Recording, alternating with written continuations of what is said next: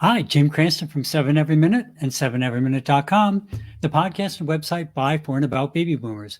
Thanks for joining me tonight to talk about change and acceptance. So, if you like what you hear, I'd appreciate it if you hit the like button. And if not, please drop me a line as to what you'd like me to cover. So, last week was super full for me. And I guess actually, in retrospect, it was a little bit over full as it turned out. But, I was supposed to help one of my sons move 2 weeks ago, and then that got postponed.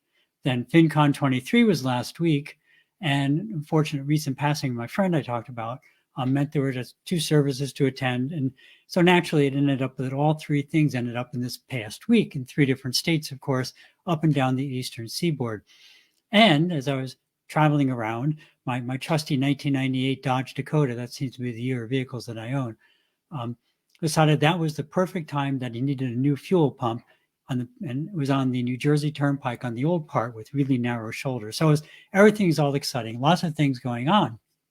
And all of that could have been super stressful and pressure and even only two of the three items planned really or actually two of the three got washed out really. Only one of them really happened completely due to breakdowns and conflicts.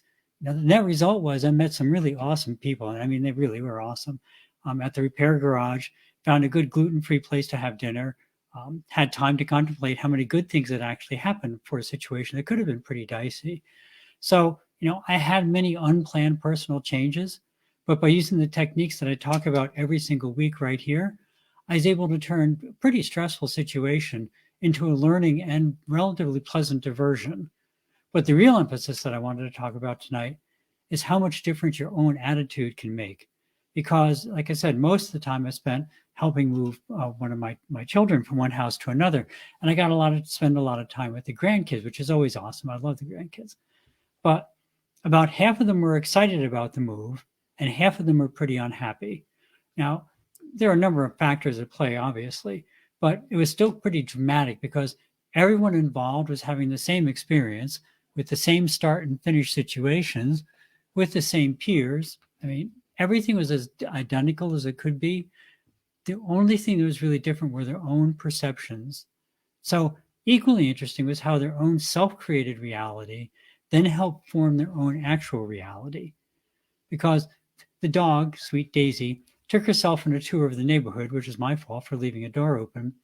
But she was captured and returned by a really nice family. Had a bunch of little young girls. And they're all excited to have this dog and meet new people in the neighborhood. So the two upbeat kids got to see them and wave to them and be all excited. And so they got a really positive introduction to the neighborhood. The two unhappy kids, however, didn't really even go to the door because, they knew nothing good was going to happen. And indeed, for them, nothing did. It was fascinating to see, kind of firsthand, how even at a very young age, our expectations do so very much to form our own reality. Now, I'm quite sure if they were asked, how the move went or the new neighborhood was when they got to school, probably their answers of the two that had a good time and the two that didn't would be completely different from each other. And to each of them, it would be their own reality. We've talked about this a lot, but it was demonstrated so clearly to me this past week, I thought it was worth covering again, right? We should ask ourselves in every situation, how am I expecting this to end? And if possible, how can I influence the outcome by having different expectations? Whether it's how we interpret a response to a question we ask someone, or how we envision a situation is going to end, like having to go to the DMV to renew our driver's license, a lot of how it goes and how we perceive that it goes is probably determined by our own vision. If you expect to be annoyed, chances are very good that you'll be correct and you'll end up annoyed.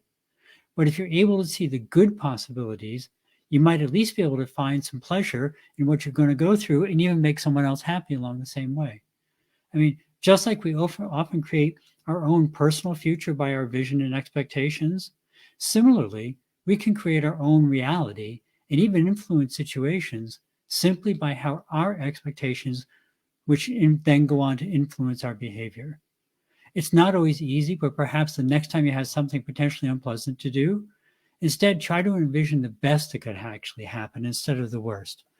And then don't look for some way to be disappointed, but instead look for some way to be appreciative and find the good things that happened instead. Like everything, this isn't the magic make it all better solution, especially in dangerous or very painful situations, right? But for the dozens and hundreds of everyday interactions that we have, if you look for the good, you'll probably find it. And you might also find that you're having a better day than you'd expected. So I hope you can practice some positive envisionment, not just for your big goals, but even for all the little things and situations that happen with you every day. And I hope that, like I did, that you can find that even frustrating situations can be much more tolerable or even kind of fun, by searching for the good things. So that's it for the evening. Thanks very much for stopping by. Let me put up the regular banner. Of course, please remember the war in Ukraine. It's continuing still. It's just going on. I know you may be seeing more mentions in the news that, Ukraine is gaining territory back and things are looking, just awesome. Winter is coming. The situation is still very bad. Russia is probably not going to just walk away from this. They're just regrouping.